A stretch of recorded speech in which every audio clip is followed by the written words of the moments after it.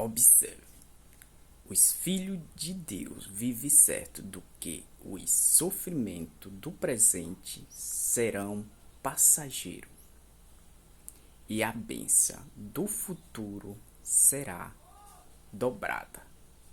Reflitam. Na voz do pastor Gilson Brito, Palavra de Deus, Bíblia na essência, o único caminho que nos leva à eternidade. Reflitam e, se possível, compartilhem. Vamos da meditação, Palavra de Deus, o verdadeiro alimento do cristão. Reflitam.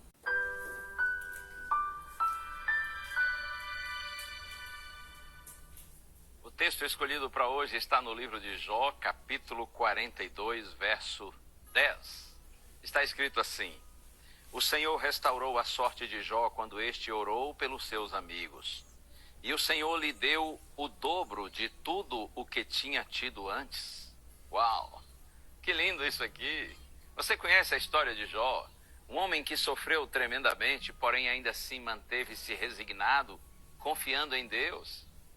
Ele perdeu todos os seus bens, perdeu muitos dos seus servos, perdeu seus 10 filhos, perdeu completamente a sua saúde, mas ainda assim Jó se manteve fiel a Deus, confiante no Senhor.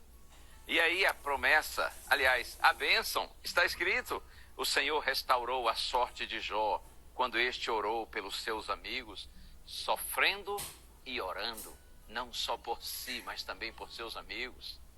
Que exemplo, hein? De desprendimento, de altruísmo e de solidariedade. Quando Jó orou pelos seus amigos, o Senhor lhe deu o dobro de tudo que antes ele havia tido. Apesar das perdas, decepções, doença, incompreensão, eu lhe digo em nome de Jesus, ora que melhora. Sim, transforme sua crise numa oportunidade de intensificar o seu relacionamento com Deus e acredite, Deus tem bênção para você, Deus tem vitória para você. Os filhos de Deus vivem certos de que os sofrimentos do presente, eles são passageiros e a bênção futura será dobrada. Você quer ver esse texto de Paulo que é magnífico? Segunda carta de Paulo, capítulo 4. Eu leio os versos, carta aos Coríntios, segunda carta aos Coríntios, capítulo 4, versos 16 a 18. Por isso não desanimamos, pelo contrário, mesmo que o nosso ser exterior se desgaste, o nosso ser interior se renova de dia a dia. Paulo está escrevendo à igreja e ele está sofrendo tremendamente, como Jó sofreu também. Mas Paulo diz, nem por isso eu me desanimo, pelo contrário. Mesmo que o nosso ser exterior se desgaste, mesmo que o nosso corpo se desgaste, o nosso ser interior se renova de dia em dia, ou seja, Deus renova a mente dos seus filhos. E aí no verso 17, porque a nossa leve e momentânea tribulação produz para nós um eterno peso de glória acima de toda comparação. Paulo está dizendo, as dificuldades pelas quais nós passamos no presente são leves e momentâneas, quando nós comparamos com a glória, com o eterno peso de glória que nos aguarda. E no verso 18, na medida em que não olhamos para as coisas que se veem, mas para as que não se veem, porque as que se veem são temporais e as que não se veem são eternas. Tudo o que nós vemos hoje nesse mundo está condenado ao fogo, à destruição, é só uma questão de tempo.